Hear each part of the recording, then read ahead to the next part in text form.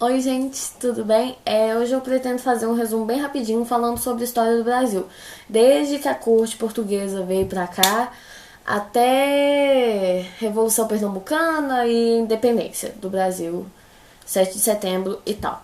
Eu vou começar com a vinda da corte pra cá, porque, assim, o que estava acontecendo? Todo mundo sabe, né? Em 1808 veio um tanto de gente aqui pro Rio de Janeiro.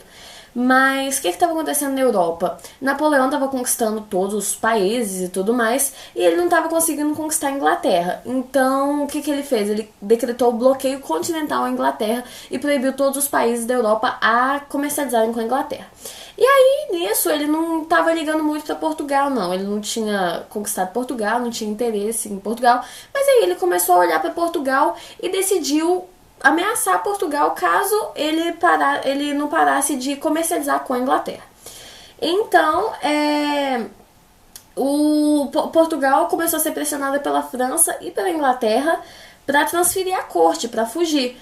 E aí o objetivo da mudança para o Brasil foi fugir de Portugal para que a coroa se mantivesse intacta, para eles fugirem do Napoleão que ia atacar, porque eles não queriam aderir ao bloqueio continental também. Então eles vieram para cá, para o Rio de Janeiro, em 1808, e estabeleceram aqui a corte portuguesa. Um tanto de gente veio, inclusive o rei e tudo mais. E assim, eles chegaram aqui e já começaram a fazer um tanto de coisas importantes. A transferência da corte tem um tanto de significados. Ela foi importante porque ela começou a trazer independência econômica para o Brasil, porque principalmente pela Carta Régia, que foi um tratado que Portugal assinou, tipo uma lei que permitia que entrassem comércio de todas as nações consideradas amigas. Isso quebrava o monopólio português, tirava o exclusivismo colonial, que antes só Portugal podia trazer comércio para o Brasil e agora todas as nações consideradas amigas podiam fazer isso. E essa foi a coisa mais importante, e também foi o início da emancipação política no Brasil. Então, tipo assim, a Inglaterra tinha oferecido escoltar a família portuguesa até aqui. Em troca, entre outras coisas, ele queria ter acesso privilegiado ao mercado consumidor do Brasil, porque só Portugal podia suprir o mercado de produtos industrializados que o Brasil precisava, já que ele não podia comercializar nem com a França e nem com a Espanha, já que eles estavam sob o domínio do Napoleão. E aí, em 1810, o Dom João assinou uns tratados aí com Portugal, com os britânicos, quer dizer, que colocava imposto de 15% sobre os produtos ingleses que vinham para cá e 16% sobre os portugueses. Isso deu uma vantagem maior aos comerciantes ingleses que traziam seus produtos para cá. E aí começou a vir um tanto de produto inglês para cá. Inclusive, no início, eles começaram a mandar tanto produto e eles não conheciam direito o Brasil, que chegava aqui patinho para patinar no gelo, roupas de lã para frio e coisas de cavalo que ninguém usava. E aí depois eles foram selecionando melhor os produtos que eles mandavam para cá em grande quantidade. Inclusive foi criando essa cultura e a forma de decorar e de se vestir que a gente tem, que teve durante muito tempo. Foi a entrada desses produtos aqui no Brasil. Então tá, em 1815 o Napoleão foi derrotado e aí ia ter o Congresso de Viena para decidir o que ia fazer com aquela bagunça toda que ele tinha feito na Europa. E o Dom João, ele renovou as parcerias dele, as relações diplomáticas que ele tinha com a França e com a Espanha. Só que, tipo assim, o Rio, ele queria participar do Congresso de Viena. Só que ele não queria, a corte e o Dom João, eles não queriam sair do Brasil. Então, o que aconteceu? Ele elevou a colônia portuguesa à categoria de Reino Unido de Portugal, Brasil e Algarves. Então, tipo assim, o Brasil não era só uma colônia, ela era um Reino Unido de Portugal. Então, o governo podia ser exercido daqui, do Brasil, do Rio de Janeiro. Era uma sede da monarquia lusa, o Rio. Se transformou numa sede da monarquia, e aí Portugal pôde participar do Congresso de Viena. E isso mostrou para todo mundo que o Dom João, de fato, queria continuar aqui no Brasil e permanecer aqui definitivamente. E além da abertura dos portos às nações amigas, que ocorreu com a Carta Régia e tudo mais, muitas outras coisas importantes foram tomadas durante o governo do Dom João, que ficou conhecido como governo joanino, período joanino, por causa de João e tal. Por exemplo, ele permitiu que voltassem as manufaturas que a Dona Maria tinha proibido um tempo atrás. E também criou o Banco do Brasil, a Biblioteca Real, o Jardim Botânico, liberou a tipografia, então muitos os jornais e livros começaram a ser impressos aqui no Brasil, editados e tudo mais.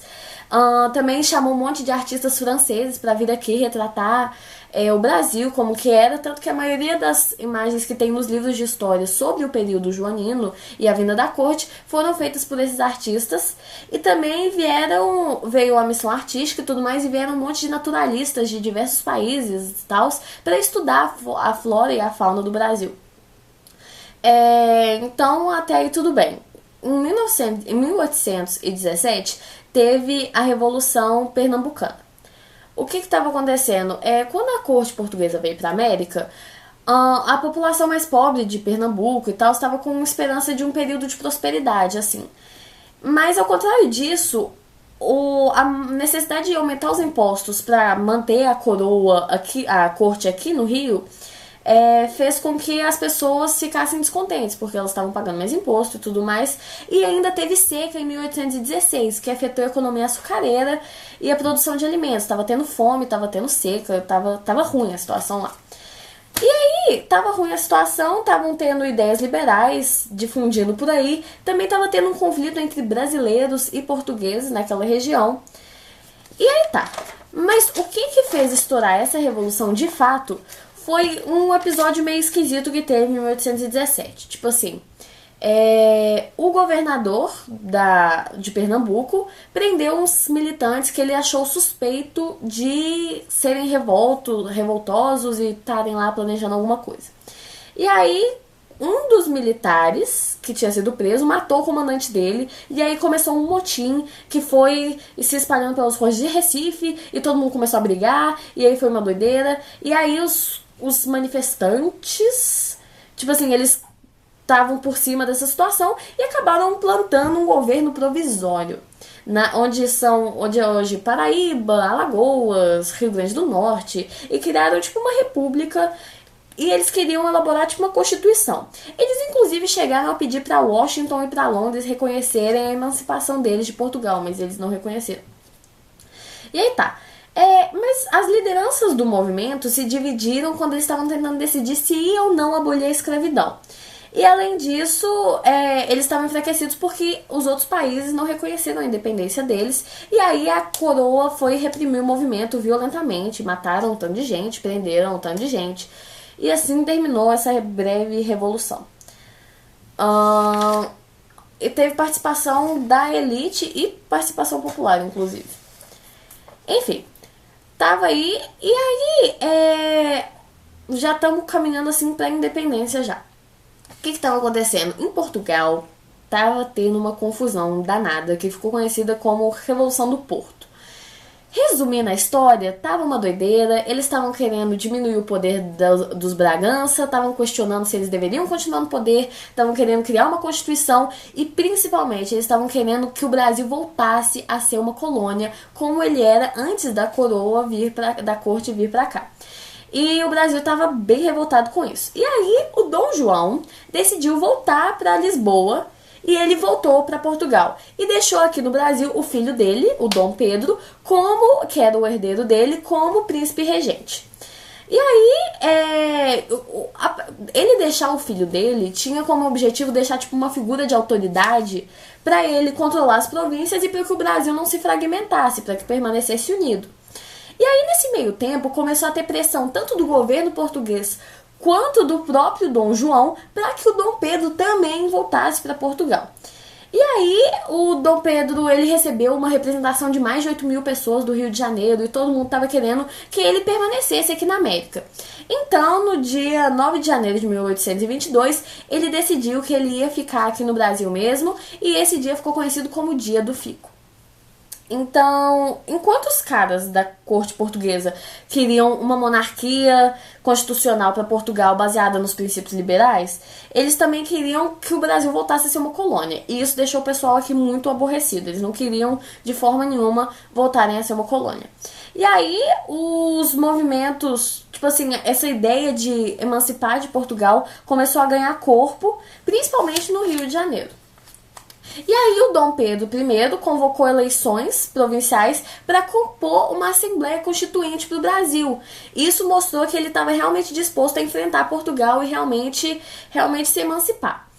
E aí o ato que mais demonstrou que, tipo, independente, que o Brasil era independente, foi quando ele declarou que ele assinou um decreto que declarava que todas as tropas vindas de Portugal eram inimigas caso ele não havesse consentido com a vinda delas para o Brasil.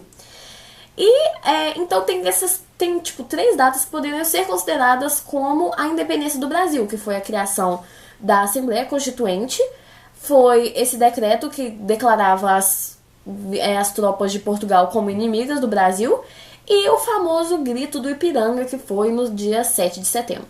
Interessante porque, tipo assim, ele fez lá o Independência ou Morte, porque ele tinha acabado de receber uns negócios lá de Portugal, tudo mais, é uma longa história. Mas aí ele deu o grito lá, Independência ou Morte, mas ninguém ligou muito pra esse negócio, porque o Brasil já tava meio que independente, né, por causa do decreto e da Assembleia e tudo mais. Só que muito tempo depois que eles estavam querendo decidir um feriado pra ser realmente o dia da independência do Brasil, eles escolheram romanticamente o grito às margens do rio Ipiranga, que virou o nosso hino nacional, inclusive, e é hoje conhecido como Dia da Independência do Brasil. É isso. Um beijo.